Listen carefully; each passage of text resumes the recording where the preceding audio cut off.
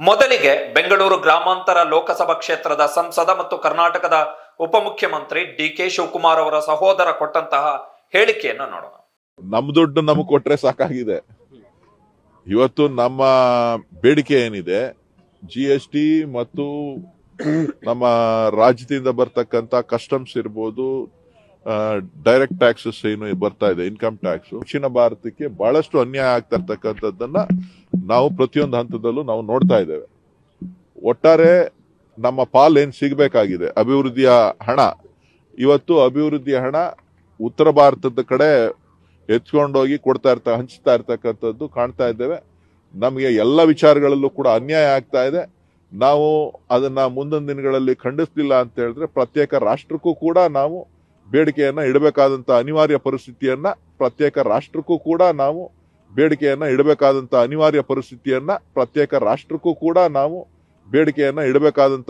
ಪರಿಸ್ಥಿತಿಯನ್ನ ಹಿಂದಿ ಪ್ರದೇಶದವರು ನಮ್ಮ ಮೇಲೆ ಹೇರ್ತಾ ಇದ್ದಾರೆ ಅಂತ ಹೇಳಿ ನಾನು ಭಾವಿಸ್ತೇನೆ. ಸೊ ಒಟ್ಟಾರೆ ಇವತ್ತು ನಮ್ಮ ಹಣಕಾಸು ಪರಿಸ್ಥಿತಿ, ನಮ್ಮಿಂದ ಸುಮಾರು 4 ಲಕ್ಷಕ್ಕೂ ಹೆಚ್ಚಿಗೂ ಕೋಟಿ ತೆರಿಗೆಯನ್ನ ವಿವಿಧ ರೂಪದಲ್ಲಿ ಪಡಿತಾ ಇದ್ದಾರೆ.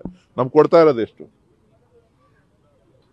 ಇದನ್ನ ಪ್ರಶ್ನೆ ಮಾಡಬೇಕಾಗ್ತದೆ. ಇದು ಸರಿ ಹೋಗ್ಲಿಲ್ಲ ಅಂತ ಅಂದ್ರೆ ಈಗಾಗಲೇ 16th ಫೈನಾನ್ಸ್ ಕಮಿಷನ್ ಕೂಡ ಪ್ರಾರಂಭ ಆಗೋದ್ರಿಂದ ಅದರಲ್ಲಿ ಸರಿಪಡಿಸಲಿಲ್ಲ ಅಂತ ಅಂದ್ರೆ ಖಂಡಿತ ದಕ್ಷಿಣ ಭಾರತದವರೆಲ್ಲರೂ ಕೂಡ ಒಂದು ಕೂಗನ್ನ ಎತ್ತಬೇಕಾದ, ಧ್ವನಿಯನ್ನ ಏರಿಸಬೇಕಾದಂತದ್ದು ಅನಿವಾರ್ಯ. ಇದು ನಿನ್ನೆ ನವದೆಹಲಿಯಲ್ಲಿ ಕೇಂದ್ರ ಹಣಕಾಸು ಸಚಿವೆ ನಿರ್ಮಲಾ ಸೀತಾರಾಮನ್ ಅವರು ನರೇಂದ್ರ ಮೋದಿ ಸರ್ಕಾರದ 10ನೇ ಬಜೆಟ್ ಮಂಡನೆ ಆದ ಬಳಿಕ ಡಿ.ಕೆ. ಸುರೇಶ್ ಅವರು ಕೊಟ್ಟಂತಹ ಹೇಳಿಕೆ. ಈ ಹೇಳಿಕೆಗೆ ಮುಖ್ಯಮಂತ್ರಿ ಸಿದ್ದರಾಮಯ್ಯನವರು ಕೂಡ ಪ್ರತಿಕ್ರಿಯೆಯನ್ನು ಕೊಟ್ಟಿದ್ದಾರೆ.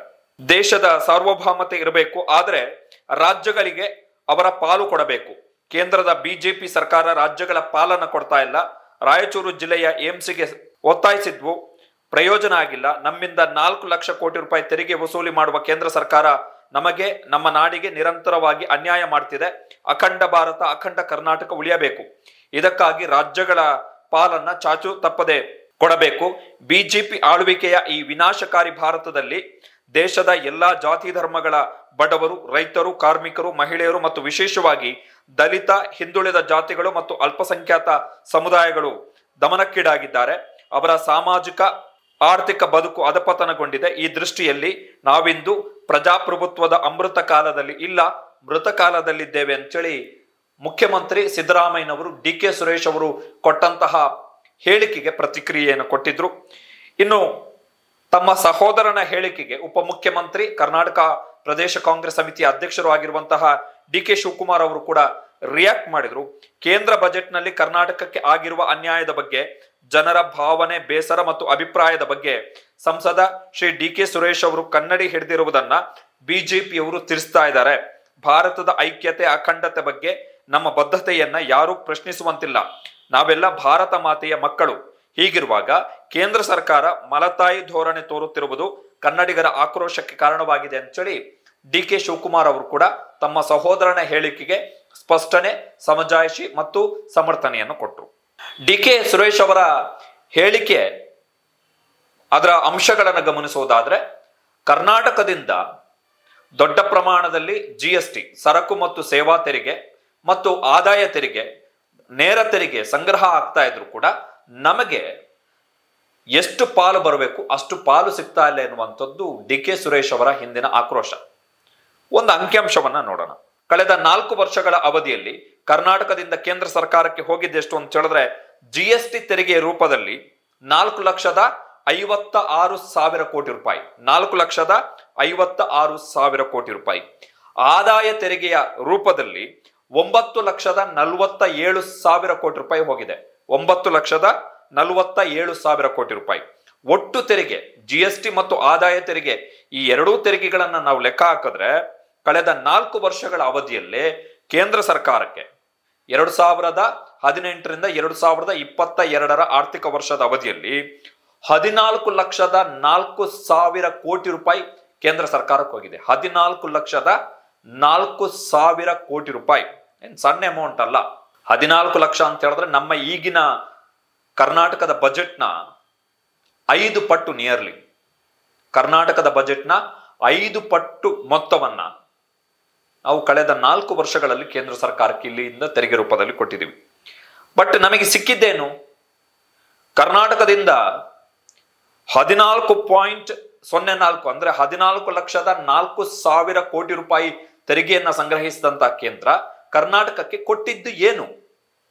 14ನೆಯ ಹಣಕಾಸು ಆಯೋಗದಲ್ಲಿ ಕರ್ನಾಟಕಕ್ಕೆ ಮಾಡಲಾದಂತಹ ತೆರಿಗೆ ಪಾಲಿನ ಲೆಕ್ಕಾಚಾರಕ್ಕೆ ಬಂದ್ರೆ ನಮಗೆ ಆಕ್ಚುಲಿ ಸಿಗಬೇಕಾಗಿದ್ದು 1,82,000 ಕೋಟಿ ರೂಪಾಯಿ, 1,82,000 ಕೋಟಿ ರೂಪಾಯಿ. ಆದ್ರೆ 15ನೆಯ ಹಣಕಾಸು ಆಯೋಗದಲ್ಲಿ ನರೇಂದ್ರ ಮೋದಿ ಅವರ ಸರ್ಕಾರ ಬಂದ ಬಳಿಕ ರಚಿತವಾದಂತಹ ಹಣಕಾಸು ಆಯೋಗದಲ್ಲಿ ಏನ್ ಮಾಡ್ತಾರೆ ಅಂತ ಹೇಳಿದ್ರೆ ಕರ್ನಾಟಕದ ತೆರಿಗೆ ಪಾಲಿನ ಪ್ರಮಾಣವನ್ನ ಕಡಿತಗೊಳಿಸ್ತಾರೆ.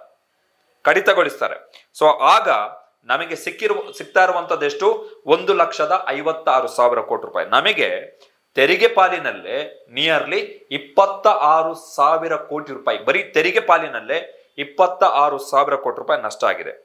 ಇನ್ನು ಕೇಂದ್ರ ಸರ್ಕಾರದಿಂದ ಸ್ಥಳೀಯ ಸಂಸ್ಥೆಗಳಿಗೆ, ಕರ್ನಾಟಕದಲ್ಲಿನ ಸ್ಥಳೀಯ ಸಂಸ್ಥೆಗಳಿಗೆ, ಲೋಕಲ್ ಬಾಡೀಸ್ ಏನಿದಾವೆ, ಪಾಲಿಕೆಗಳು, ಪುರಸಭೆ, ಪಟ್ಟಣ ಪಂಚಾಯತಿಗಳು, ಈ ನಗರ ಸ್ಥಳೀಯ ಸಂಸ್ಥೆಗಳಿಗೆ 14,630 ಕೋಟಿ ರೂಪಾಯಿ ಬಾಕಿ ಇದೆ. 14,630 ಕೋಟಿ ರೂಪಾಯಿ ಬಾಕಿ ಇದೆ, ಕೊಟ್ಟಿಲ್ಲ ದುಡ್ಡು. ಇನ್ನು ಕೇಂದ್ರ ಸರ್ಕಾರದಿಂದ ಕರ್ನಾಟಕಕ್ಕೆ GST ಹಿಂಬಾಕಿಯನ್ನು ಕೂಡ ಕಡಿತ ಮಾಡಿದ್ದಾರೆ. ಇದಕ್ಕೆ ಸಂಬಂಧಪಟ್ಟ ಹಾಗೆ ಕಳೆದ ವರ್ಷವೇ ಮುಖ್ಯಮಂತ್ರಿ ಸಿದ್ದರಾಮಯ್ಯನವರು ಕೇಂದ್ರದ ಹಣಕಾಸು ಸಚಿವೆ ನಿರ್ಮಲಾ ಸೀತಾರಾಮನ್ ಅವರಿಗೆ ಪತ್ರವನ್ನ ಬರೆದು ತಮ್ಮ ಆಕ್ರೋಶವನ್ನ ವ್ಯಕ್ತಪಡಿಸಿದ್ರು. ಇನ್ನು ವಿಪತ್ತು ಪರಿಹಾರ, ಕರ್ನಾಟಕ ಈ ಬಾರಿ ಭೀಕರ ಬರವನ್ನ ಎದುರಿಸ್ತಾ ಇದೆ.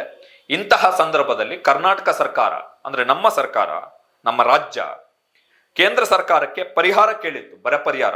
18,177 ಕೋಟಿ ರೂಪಾಯಿ ಬರ ಪರಿಹಾರ ಕೊಡಬೇಕು ನೀವು, ಅಷ್ಟರ ಮಟ್ಟಿಗೆ ಬರ ಪರಿಹಾರ ಆಗಿದೆ. ಬರ ಹೊಡೆತ ಬಿದ್ದಿದೆ ನಮಗೆ ಅಂತೇಳಿ 17,177 ಕೋಟಿ ರೂಪಾಯಿ. ಒಂದೇ ಒಂದು ರೂಪಾಯಿ ಇನ್ನು ನಮಗೆ ಬಂದಿಲ್ಲ. ಕೇಂದ್ರದವರು ಬರ ಅಧ್ಯಯನ ತಂಡವನ್ನ ಕಳುಹಿಸಿ ಅಧ್ಯಯನ ಮಾಡಿ ಕಳಿಸಿದ್ದಾರೆ. ಬಿಜೆಪಿಯವರು ಬರ ಅಧ್ಯಯನ ಮಾಡಿದ್ದಾರೆ, JDS ನ ಕುಮಾರಸ್ವಾಮಿ ಅವರು ಬರ ಅಧ್ಯಯನ ಮಾಡಿದ್ದಾರೆ. ಸೊ 3 ಜನ ಬರ ಅಧ್ಯಯನ ಮಾಡಿನೂ ಕೂಡ ನಮಗೆ ಸಿಕ್ಕಿರುವಂತದ್ದು ಏನೂ ಇಲ್ಲ. ಇನ್ನು ವಿಪತ್ತು ನಿರ್ವಹಣೆಗಾಗಿ 5 ವರ್ಷಗಳಲ್ಲಿ ಕರ್ನಾಟಕಕ್ಕೆ ಕೇಂದ್ರ ಸರ್ಕಾರ ಕೊಡಬೇಕಾಗಿದ್ದಂತಹ ಅನುದಾನ ಎಷ್ಟು? 4,369 ಕೋಟಿ ರೂಪಾಯಿ. ಆದ್ರೆ ಮೋದಿ ಸರ್ಕಾರ ಕರ್ನಾಟಕಕ್ಕೆ ಕೊಟ್ಟಿದ್ದೆಷ್ಟು? 1,803 ಕೋಟಿ ರೂಪಾಯಿ. ಈ ಆರ್ಥಿಕ ವರ್ಷದಲ್ಲಿ ರಾಜ್ಯಕ್ಕೆ ನಿಗದಿಯಾಗಿರುವಂತಹ ವಿಪತ್ತು ಪರಿಹಾರ 929 ಕೋಟಿ ರೂಪಾಯಿ. ಆದ್ರೆ ಸದ್ಯಕ್ಕೆ ನಮಗೆ ಬಿಡುಗಡೆ ಆಗಿರುವಂತಹ ಕೇವಲ ಮೊದಲ ಕಂತು ಬಿಡುಗಡೆ ಆಗಿರೋದು 348 ಕೋಟಿ ರೂಪಾಯಿ. 929 ಕೋಟಿ ರೂಪಾಯಿ ವಿಪತ್ತು ಪರಿಹಾರ ನಿಗದಿಯಾಗಿತ್ತು, ಬಿಡುಗಡೆ ಆಗಿರೋದು 348 ಕೋಟಿ ರೂಪಾಯಿ. ಇನ್ನು ನಿನ್ನೆಯಷ್ಟೇ ನಿರ್ಮಲಾ ಸೀತಾರಾಮನ್ ಅವರು ಬಜೆಟ್ ಮಂಡನೆ ಮಾಡಿದ್ರಲ್ಲ, ಅದರಲ್ಲಿ ಕರ್ನಾಟಕದಲ್ಲಿನ ರೈಲು ಯೋಜನೆಗಳಿಗೆ ಅನುದಾನವನ್ನ 37 ಕೋಟಿ ರೂಪಾಯಿಯಷ್ಟು ಕಡಿತಗೊಳಿಸಲಾಗಿದೆ. 37 ಕೋಟಿ ರೂಪಾಯಿಯಷ್ಟು ಅನುದಾನ ಕಡಿತಗೊಳಿಸಲಾಗಿದೆ. ಭದ್ರಾ ಮೇಲ್ದಂಡೆ ಯೋಜನೆಗೆ ಕಳೆದ ಬಜೆಟ್ ನಲ್ಲಿ ಕೇಂದ್ರ ಸರ್ಕಾರ 5,300 ಕೋಟಿ ರೂಪಾಯಿ ಕೊಡ್ತೀವಿ ಅಂತೇಳಿ ಘೋಷಣೆ ಮಾಡಿತ್ತು, ಹಂಚಿಕೆ ಮಾಡಿರ್ಲಿಲ್ಲ. ಘೋಷಣೆ ಬೇರೆ, ಹಂಚಿಕೆ ಬೇರೆ. ಘೋಷಣೆ ಮಾಡಿತ್ತು, ಹಂಚಿಕೆ ಮಾಡಿರ್ಲಿಲ್ಲ. ಅಟ್ಲೀಸ್ಟ್ ಈ ಬಜೆಟ್ ನಲ್ಲಾದ್ರೂ ಅದನ್ನ ಹಂಚಿಕೆ ಮಾಡ್ತಾರೆ, ಎಲೋಕೇಶನ್ ಮಾಡ್ತಾರೆ ಅಂತೇಳಿ ಭಾವಿಸಲಾಗಿತ್ತು. 1 ರೂಪಾಯಿ ಎತ್ತಿಟ್ಟಿಲ್ಲ.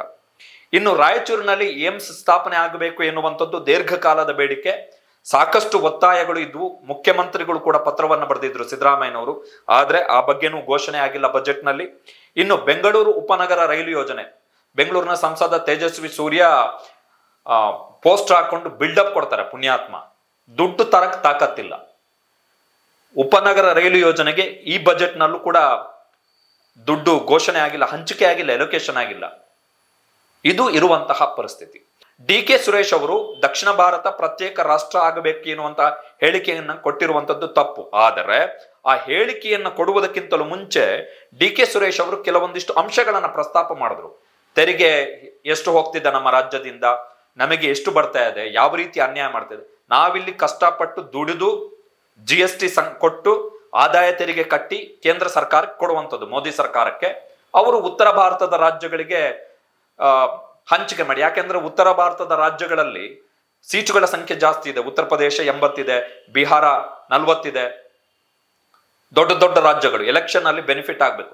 ಕರ್ನಾಟಕದಲ್ಲಿ ಗೊತ್ತಿದೆ ಬಿಜೆಪಿ ಅವರಿಗೆ ಇವ್ರು ಏನ್ ಮಾಡಿದ್ರು ನಮಗೇನೆ ವೋಟ್ ಹಾಕ್ತಾರೆ. ಕಳೆದ ಬಾರಿ 25 ಜನ ಗೆಲ್ಲಿಸ್ತಾರೆ. ಈಗ ವಿಜೇಂದ್ರ ಅವ್ರು ಹೇಳ್ತಾ ಅಲ್ವಾ 28 ಕ್ಷೇತ್ರಗಳಲ್ಲಿ ನಾವೇ ಗೆಲ್ತೀವಿ, ಗೊತ್ತು ಬಿಜೆಪಿ ಅವರಿಗೆ.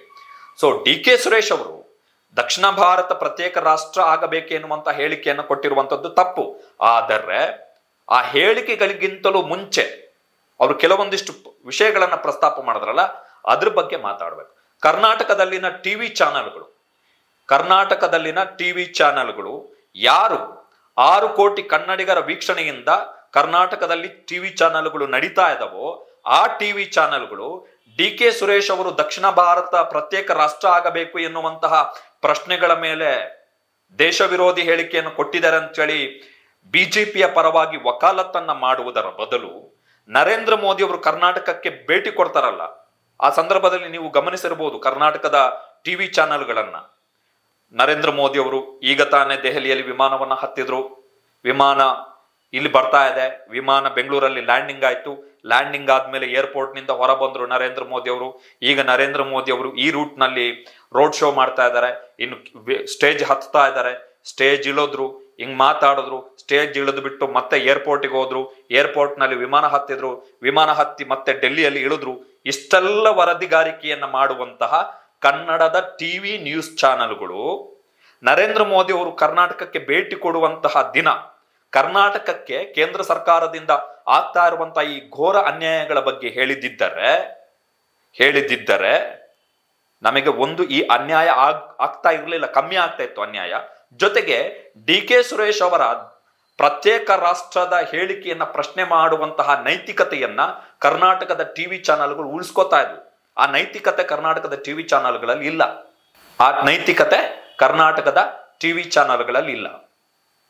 6 ಕೋಟಿ ಕನ್ನಡಿಗರ ವೀಕ್ಷಣೆಯ ಕಾರಣದಿಂದ ಉಳಿದುಕೊಂಡಿರುವಂತಹ ಅನ್ನ ತಿಂತಾ ಇರುವಂತಹ ಕರ್ನಾಟಕದ ಟಿವಿ ನ್ಯೂಸ್ ಚಾನೆಲ್ಗಳಿಗೆ ಕರ್ನಾಟಕದ ಹಿತಾಸಕ್ತಿಯನ್ನ ಕಾಪಾಡಬೇಕೆನ್ನುವಂತಹ ಕನಿಷ್ಠ ಕಾಳಜಿಯಿಲ್ಲ.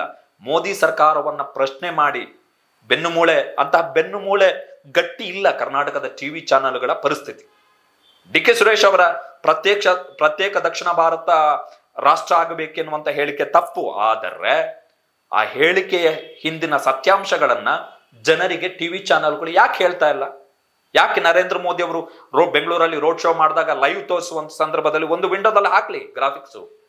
ಒಂದ್ ಕಡೆ ಮೋದಿ ಅವರು ರೋಡ್ ಶೋ ಮಾಡ್ತಿದ್ದಾರೆ, ಇನ್ನೊಂದ್ ಕಡೆ ಕರ್ನಾಟಕಕ್ಕೆ ಅನ್ಯಾಯ ಆಗ್ತಿದೆ ಅಂತೇಳಿ ಜನ ಡಿಸೈಡ್ ಮಾಡ್ತಾರೆ 28 ಲೋಕಸಭಾ ಕ್ಷೇತ್ರದಲ್ಲಿ ಎಷ್ಟು ಸೀಟನ್ನ ಗೆಲ್ಲಿಸಿ ಕಳುಹಿಸಬೇಕು ಅಂತೇಳಿ. ಮಾಡ್ತಾ ಇಲ್ಲ ಕರ್ನಾಟಕದ ಟಿವಿ ನ್ಯೂಸ್ ಚಾನೆಲ್ಗಳು. ಸೊ ಜನ ಕೂಡ ಜೋಪಾನ. ಕರ್ನಾಟಕದ ಟಿವಿ ಚಾನೆಲ್ಗಳ ಪ್ರಖಂಡ ಬುದ್ಧಿವಂತ ಪ್ರಚಂಡ ಪರಮಜ್ಞಾನಿ ಆಂಕರ್ಗಳು ಹಾಗೆ ಹೀಗೆ ಅಂತೇಳಿ ವಕಾಲತ್ತನ್ನ ಮಾಡುವಂತಹ ಸಂದರ್ಭದಲ್ಲಿ ದಯವಿಟ್ಟು ಈ ಅಂಕಿಅಂಶಗಳನ್ನ ಗಮನಿಸಿ. ಡಿ ಕೆ ಸುರೇಶ್ ಅವರು ನಿನ್ನೆಯೇ ಒಂದು ಟ್ವೀಟ್ ಅನ್ನ ಮಾಡಿದ್ದಾರೆ. ಎ ಪ್ರೌಡ್ ಇಂಡಿಯನ್, ಪ್ರೌಡ್ ಕನ್ನಡಿಗ. ದಕ್ಷಿಣ ರಾಜ್ಯಗಳು ಅದರಲ್ಲೂ ವಿಶೇಷವಾಗಿ ಕರ್ನಾಟಕಕ್ಕೆ ಆಗುತ್ತಿರುವ ಅನ್ಯಾಯದ ವಿರುದ್ಧ ಧ್ವನಿ ಎತ್ತುವುದು ನನ್ನ ಧರ್ಮ. ಕೇಂದ್ರ ಸರ್ಕಾರ ರಾಜ್ಯದ ಮೇಲೆ ತೋರಿಸುತ್ತಿರುವ ಮಲತಾಯಿ ಧೋರಣೆಯನ್ನ ಪ್ರಶ್ನೆ ಮಾಡುವ ಹಕ್ಕು ಎಲ್ಲರಿಗೂ ಇದೆ. ಈ ಅನ್ಯಾಯ ಹೀಗೆ ಮುಂದುವರೆದರೆ ಪ್ರತ್ಯೇಕದ ಕೂಗು ಈಗಾಗಲೇ ಎಲ್ಲಾ ಕಡೆ ಬಂದಿದೆ ಎಂದು ನಾನು ಹೇಳಿದ್ದೇನೆ. ಭಾರತೀಯ ಜನತಾ ಪಕ್ಷದವರು ನನ್ನ ಹೇಳಿಕೆಯನ್ನ ತಿರುಚುವುದರಲ್ಲಿ ನಿಸ್ಸೀಮರು. ನಮ್ಮ ರಾಜ್ಯ ಕೇಂದ್ರದ ಬೊಕ್ಕಸಕ್ಕೆ ಅತಿ ಹೆಚ್ಚು ಕೊಡುಗೆ ನೀಡುವ ರಾಜ್ಯಗಳಲ್ಲಿ ಒಂದಾಗಿದೆ. ಅದಕ್ಕೆ ಪ್ರತಿಯಾಗಿ ನಾವು ಪಡೆದುಕೊಂಡ ಅನುದಾನ ಯೋಜನೆಗಳ ವಿಚಾರದಲ್ಲಿ ಸಂಪೂರ್ಣ ಮಲತಾಯಿ ಧೋರಣೆ ನಮಗೆ ಸಿಕ್ಕಿದೆ. ಕರ್ನಾಟಕ ಭಾರತದಲ್ಲೇ ಇದೆ. ಇದನ್ನ ಒಕ್ಕೂಟ ಸರ್ಕಾರ ಮರೆಯಬಾರದು. ಇದಕ್ಕೆ ಕೇಂದ್ರ ಸರ್ಕಾರವನ್ನ ಪ್ರಶ್ನೆ ಮಾಡಿದರೆ ನಾವು ಪ್ರತ್ಯೇಕವಾದಿಗಳು. ಮೇಕೆದಾಟು, ಮಹದಾಯಿ, ಬರ ಪರಿಹಾರ ಇರಲಿ, ಕೇಂದ್ರ ಬಿಜೆಪಿ ಸರ್ಕಾರ ನಮ್ಮ ಯಾವುದೇ ಸಮಸ್ಯೆಗಳಿಗೆ ಈವರೆಗೆ ಸ್ಪಂದಿಸಿಲ್ಲ. ನಮ್ಮ ನಾಡಿನ ಭಾಷೆ ಉಳಿಸಿಕೊಳ್ಳಲು ನಾಮ ಫಲಕಗಳನ್ನು ಕನ್ನಡದಲ್ಲಿ ಕಡ್ಡಾಯ ಮಾಡಿದರೆ ಅದನ್ನ ಬದಲಾಯಿಸಲು ಸುಗ್ರೀವಾಜ್ಞೆಗಳನ್ನು ಇವರು ರಾತ್ರೋರಾತ್ರಿ ತರುತ್ತಾರೆ. ದೇಶದ ಐಕ್ಯತೆ, ದೇಶಭಕ್ತಿ, ಐಕ್ಯತೆ, ಸಮಗ್ರತೆ ಬಗ್ಗೆ ಬೋಗಸ್ ಜನತಾ ಪಾರ್ಟಿ ಬಿಜೆಪಿಯವರಿಂದ ಕಲಿಯುವಂತಹ ದುಸ್ಥಿತಿ ನಮಗೆ ಬಂದಿಲ್ಲ, ಬರುವುದೂ ಇಲ್ಲ. ಜೈ ಹಿಂದ್, ಜೈ ಕರ್ನಾಟಕ ಮಾತೆ ಅಂತೇಳಿ ಡಿ ಕೆ ಸುರೇಶ್ ಅವರು ಹೇಳಿದ್ದಾರೆ. So very important message D K Suresh ಅವರಿಂದ. ಕರ್ನಾಟಕದ ಟಿವಿ ಚಾನೆಲ್ಗಳು ಪ್ರಶ್ನೆ ಮಾಡಬೇಕು. ಕರ್ನಾಟಕದ ಬಿಜೆಪಿ ಅಧ್ಯಕ್ಷ ರಾಜಾ ಹುಲಿಯ ಮಗ, ಮರಿ ಹುಲಿ, ಮೀನಿನ ಮರಿ ವಿಜಯೇಂದ್ರ ಅವರಿಂದ ಈ ಅನ್ಯಾಯಗಳ ವಿರುದ್ಧ ಧ್ವನಿ ಎತ್ತಲಿಕ್ಕೆ ಸಾಧ್ಯನೇ ಇಲ್ಲ. ರಾಜಾ ಹುಲಿಯ ಮಗನೇ ಆಗಿರಬಹುದು. ಅವರ ಅಭಿಮಾನಿಗಳು, ಯಡಿಯೂರಪ್ಪನ ಅವರ ಅಭಿಮಾನಿಗಳು ರಾಜಾ ಹುಲಿಯ ಮಗ, ಮರಿ ಹುಲಿ ಅಂತೇಳಿ ಬಿರುದು ಕಿರೀಟವನ್ನ ಧರಿಸಿದ್ರು ಕೂಡ ವಿಜಯೇಂದ್ರ ಅವರಿಗೆ ಸದ್ಯದ ಪರಿಸ್ಥಿತಿಯಲ್ಲಿ ಅಂತಹ ಬೆನ್ನು ಮೂಳೆ ಇದೆ ಅಂತ ಹೇಳಿ ಭಾವಿಸುವಂತ ಅವಶ್ಯಕತೆ ಇಲ್ಲ. ಇನ್ನೊಬ್ರು ಸಾಮ್ರಾಟ್ ಆರ್ ಅಶೋಕ್, ಅಶೋಕ್ ಅಂತೇಳಿ ಅವರನ್ನ ಸಾಮ್ರಾಟ್ ಅಂತ ಕರೀತಾರೆ ಬೆಂಗಳೂರಲ್ಲಿ. ಸಾಮ್ರಾಟ್ ಆರ್ ಅಶೋಕ್ ವಿರೋಧ ಪಕ್ಷದ ನಾಯಕರು, ಧ್ವನಿ ಎತ್ತಬೇಕು. ಅಶೋಕ್ ಕೂಡ ಅಷ್ಟೊಂದು ತಾಕತ್ತಿಲ್ಲ.